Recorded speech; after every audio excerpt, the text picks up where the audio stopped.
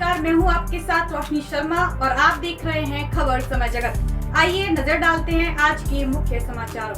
रीवा के गढ़ थाना क्षेत्र अंतर्गत जोधपुर कोडाया नाला के पास 2 दिन पूर्व स्कॉर्पियो और स्कूटी में आमने सामने से टक्कर हो गई थी, जिसके चलते स्कूटी सवार एक व्यक्ति की मौके पर ही मौत हो गई। वहीं दूसरा व्यक्ति गंभीर हालत में रीवा के संजय गांधी अस्पताल में जिंदगी और मौत के बीच जंग लड़ रहा है। जिस स्कॉर्पियो वाहन से सड़क हादसा हुआ है वह सब इंजीनियर हरीश शर्मा की बताई जा रही है, जिसके ऊपर भ्रष्टाचार के बड़े आरोप लगे थे। मृतक कमलेश और घायल की उक्त इंजीनियर से नई गढ़ी स्थित तालाब खुदाई कार्य दौरान विवाद और बहस हुई थी, जिसके बाद ग्रामीण परिजनों और सामाजिक कार्यकर्ताओं द्वारा जानबूझकर वाहन चढ़ाते हुए मौत के घाट उतारने का आरोप लगाया जा रहा है। इस मामले को लेकर सामाजिक कार्यकर्ता शिवानंद द्विवेदी ने अपना वीडियो जारी करते हुए शासन प्रशासन से मामले की निष्पक्ष जांच कराते हुए दोषियों पर कार्रवाई की मांग की है।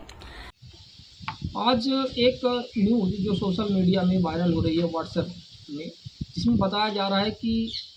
रीवा जिले के जोधपुर नई गढ़ी में जोधपुर जगह है जहां पर कमलेश उपाध्याय, सोनू उपाध्याय,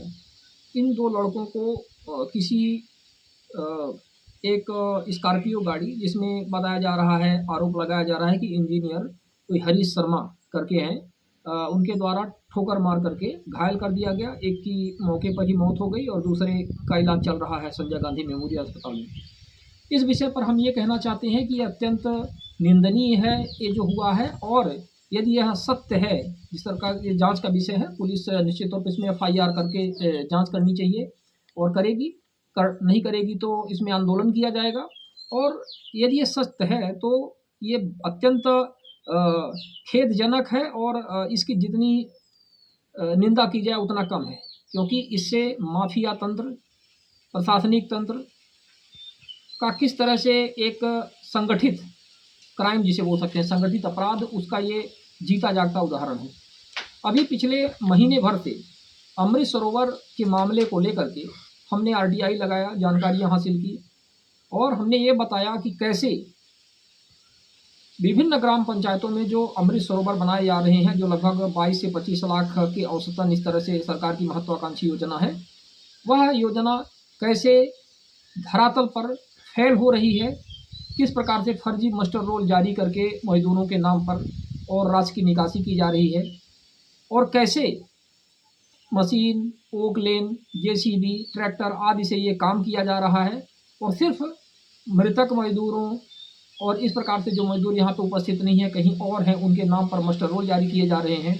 इसके विषय में मांग भी की गई कि इसकी जांच की जाए, लेकिन सरकारी आंकड़े, जैसा कि आपको पता है कि कोई भी शिकायत करिए वह सब लीपापोती हो जाती है। उनके आंकड़ों में सब ओके है और सब काम मजदूरी से हो रहा है। ये ज़्यादातर रिपोर्ट इस तरह से पहुँच चुकी है। ये तो इस्टेब्लिश फैक्ट है कि कोई भी काम आज मनरेगा में मजदूरों से नहीं हो रहा है, हम आप सब जानते हैं। अब ये देखिए, हमारे पास ये जो एक नया RTI से हमने दस्तावेज प्राप्त किया है, 6/5/2022 का है, और इसको अभी हाल ही में 2-3 दिन पहले हमने हासिल किया है। इसमें हम आपको बताना चाहते हैं कि इसमें पूरा का पूरा रपटा है, रपटा निर्माण है, अमृत सरोवर निर्माण है, इस तरह से तालाबों का सौंदर्यीकरण है, चेक डैम निर्माण है, ठीक है। इस तरह से बहुत सारे इसमें कार्य हैं, और इन सब कार्यों के अंत में क्या लिखा हुआ है हम आपको वो बता देते हैं।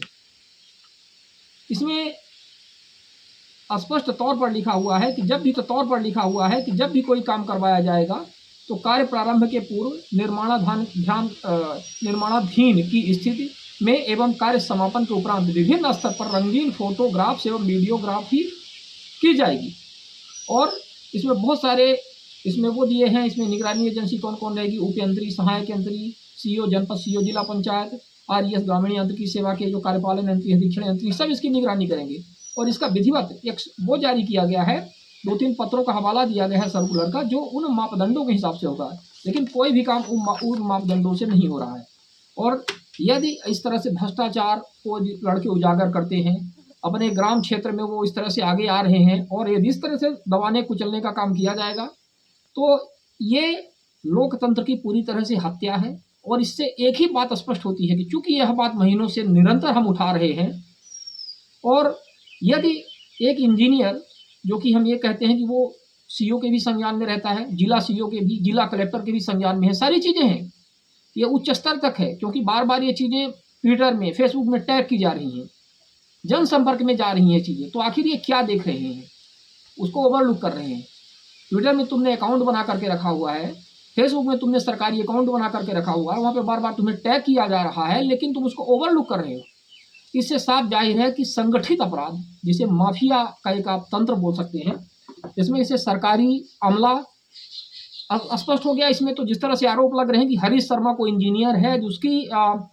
स्कॉर्पियो से इसमें एक्सीडेंट हुआ है, तो निश्चित तौर पे ये उसका इसमें हाथ है। तो सरकारी तंत्र, माफिया, सरपंच, सचिव वहाँ के जो भी हैं, ठेकेदार हैं, इनका सबका मिली भगत से इस तरह से हुआ है। और ये बात दब नहीं पाएगी, ये एक आंदोलन का रूप लेगी और सरकार को इस बात को ध्यान देने की आवश्यकता है कि या कि वो मनरेगा पूरी तरह से बंद कर दे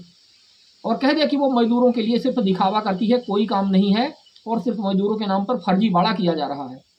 या कि यदि मनरेगा योजना चल रही है तो वो नियम अनुसार ही चालू हो। जिस तरह से मजदूरों से काम लिया जाना चाहिए, मजदूर ही काम करें, और जो 200 रुपये की इनकी मजदूरी है उसको बढ़ा करके 400-500 रुपये की जाए या उनको सब्सिडी दी जाए, क्योंकि मजदूर काम नहीं कर रहे हैं 200 रुपये में, तो ये सरकार की जिम्मेदारी है कि उनकी व्यवस्था करवाए। और ये जो नई गढ़ी रीवा की जो घटना है, जिसमें जोधपुर नई गढ़ी में कमलेश उपाध्याय, सोनू उपाध्याय को इस तरह से ठोकर मार करके उनको